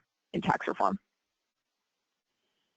Well, that is encouraging to hear. The other point I'll add to kind of cap off the answer to this question is it goes back to a theme from the very beginning of the webinar, that when there are gaps in tax credit deals, the first place, and I know this from working with states allocating tax credits for many years before I came to NHC, first place you look is home and CDBG money to fill the gaps. Then you start to look to some other state resources. So it's another illustration of the interaction here. So it's part of the reason why tax credit folks need to be advocating for the HUD budget and the other resources that go into housing, and the folks that are focused on HUD need to be pitching in on the tax credit, because all of this stuff fits together very powerfully. So we're coming close to the end. What I want to do for our last round is give people a sense of what's coming for the rest of the year. My crystal ball is super cloudy this year. There is a lot of uncertainty, but what we'll do is we'll go Christopher, then Andy, then Emily, and I'll kind of go back to where we started here, in the sense that first Congress has to finish FY17 appropriations. There's a few months left to do that, and indeed the delays are having effects in and of themselves on delayed allocation of resources, because you can't allocate your block grant until you know your full year funding for that block grant. Appropriators have a bunch of good bills, especially the T-HUD bill, are in very good shape and could get passed if we can muster enough bipartisan cooperation to do that. It's a tough time for that. We might end up with just a continuing resolution. So it's hard to see the milestones there. Once you get past FY17, then you're into FY18. Maybe in May we'll see a more detailed presidential budget. It's still unclear how much of that will really guide what Congress is going to do on appropriations. I've been hearing very independent statements from appropriators in that regard. So what I'm asking each of you is, what are the milestones you're kind of looking for over the course of the next year, and how and when should people tune in? Because for all we'd like everyone to be tuned in all the time, we know that doesn't happen. So we'll go Christopher, then Andy, then Emily, and this is final thoughts, and I will wrap it up after that. And Ethan, my crystal ball was actually confiscated last year after numerous incorrect election predictions. But I do think that we're near the end with the FY17 budget. I know the administration came back and asked for some additional cuts from FY17. I think it's pretty clear that Congress has no appetite to go back and reopen those negotiations again. So I think we are finally getting to the end of the road with FY17, although I wouldn't dare predict whether or not that omnibus or cromnibus or whatever the bill, however it's characterized at the end of the day, if it's actually the president's going to be willing to sign it or not is another question. But then I think pardon the siren there, I think come May, we're going to have a lot more details about the president's budget request for fiscal year 18, and we're going to be jumping in with both feet into the FY18 appropriation cycle. I think staff has already moved on to the FY18 cycle in many ways and are getting to work on that, and so I think that will start. How much we have what so-called regular order this year, who knows what will happen. And I do think I guess that my biggest prediction would be that we actually do get a tax reform bill that comes out, certainly comes out of the House of Representatives. I think the Senate obviously is an earlier stage in terms of gathering information from senators and pulling together what its strategy is going to be, and have heard from numerous Senate staff that kind of what's happening on the House side is not all that relevant to what they're doing on the Senate side at this point. But so that, I think that's going to be, getting that done at the end of the day is going to be a huge challenge, and I don't know if we can actually get there, but I think we will at least see a bill out of the House. And I think in terms of times to engage, I always encourage our field to remember those congressional recesses. So Memorial Day, 4th of July, the whole month of August, whenever members of Congress are back at home, that's when you get them to come out. That's when you get them to come out and swing a hammer and meet a Habitat partner family. It's when you go to their district office and sit down and talk to them about the programs that are important to you. Get some of your colleagues and other housing organizations locally to join you for those meetings. So I think taking advantage of those recesses, of each of those recesses, is critically important. And of course, in September, it will be the end game for FY18, or the beginning of the next round of continuing resolutions. And that's always an important point to engage. But I guess the biggest thing that I see coming is a realistic chance of getting a tax bill through the House, assuming they don't get entangled on the healthcare thing again. Fair enough. Andy, final thoughts. Sure. My 9 and 11-year-old sons would tell you that I don't know or could predict anything, so they would find this particularly funny. But at any rate, I think I would mention a couple of things. One, I concur with on the timing, and in particular these recess dates when you can really engage. I think many folks are aware, but if not, that I think it's April 28th is the deadline for this existing CR continuing resolution. So that's kind of the make or break or extend indefinitely time for the FY17 process. I guess the two observations, and one is less prediction, I guess, but is that, one of the things that I think we all need to be very mindful of in a host of these housing programs, and certainly very acute on the Section 8 account side, is that, the extent to which we see, quote unquote, level funding to rental assistance programs. You just look at rents in your community and you can see the amount of ground we're losing each time we get that type of funding. So, I think that's really important thing for us to all watch. And I guess the only prediction I would make is that given the tepid response from, I think, both, bicameral and bipartisan to what the president has put forward, that my assumption is that we will not land in a pretty place, but we will not land in as bad a place as the president has projected as a starting point. Fair enough. Fair enough. Emily. Yeah, I agree with the others that well, it looks like the FY17 proposals, no one's really, taking those too seriously from the administration. FY18 certainly could be cuts, but probably nothing as drastic as what's being proposed in the skinny budget, though that is really incumbent on advocacy to make sure that doesn't happen. And on the tax side, I agree with others that I think tax reform is being seen as kind of, now that the healthcare debate ended much more abruptly, and for the Republican Party in a place they really didn't want to, that tax reform there's a lot more pressure to get something done now. But unlike on healthcare reform, I don't think that they're as boxed in on. With healthcare, it's pretty much, did you repeal Obamacare or didn't you? And that was sort of seen as a litmus test of whether or not it was a successful effort, whereas with tax reform, there's a lot of ways to reform the code that are all considered reform, some of which could just be some temporary tax cuts. So I think that there will be something on taxes, but whether it's as comprehensive and sweeping as, whether it will look like the House blueprint, I think probably not, but there's going to be a lot of steps along the way. And certainly if anyone puts out a draft tax reform bill, you want to make sure your program is part of that, and you want to make sure that your reforms are in it, since it's harder to add these things in at later stages. So even if even if sweeping comprehensive tax reform may eventually fail, we are certainly proceeding as if it is possible or even likely to make sure that we are not surprised by anything at the last minute that could end up lasting for the next 30 years. Well, and certainly long-lasting surprises have started to become the rule. So we very much welcome that perspective. In closing, let me thank all of our panelists for excellent work here, great advice that I hope will sustain housing advocacy efforts in the coming year. I also want to remind folks of another opportunity to engage coming up. In June, on June 8th, is NHC's Housing Gala, where we're going to be honoring Habitat for Humanity and Rebuilding Together for all of their efforts with the Housing Visionary Award.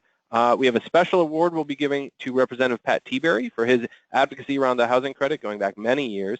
And we'll also be giving the Carl Cohen Award for Public Service to Sean Donovan, whom I'm sure many of you remember for his long service as HUD Secretary, his work in New York City, and most recently as OMB Director in the previous administration. So that's on June 8th. June 9th is our policy symposium, where we have invited Secretary Carson to speak about the administration's housing priorities. We'll have panel discussions looking at hot issues like flood insurance and looking at how communities are engaging in a whole host of ways around housing and community development. So please do stay connected with us and with all of your other national partners, because as you have heard through this discussion, the best thing you can do is stay engaged, keep making the case for housing. You never know when the member you're talking to is going to be the key decision maker. So keep building, start building those connections, and make sure everyone you deal with who is helping to make decisions here in Washington knows how important affordable housing is. Thank you all for spending an excellent 2 hours. Look for an email with a link to the recording, and we urge you to share that far and wide, and look for more good stuff to come from NHC and all of our partners. Thank you all.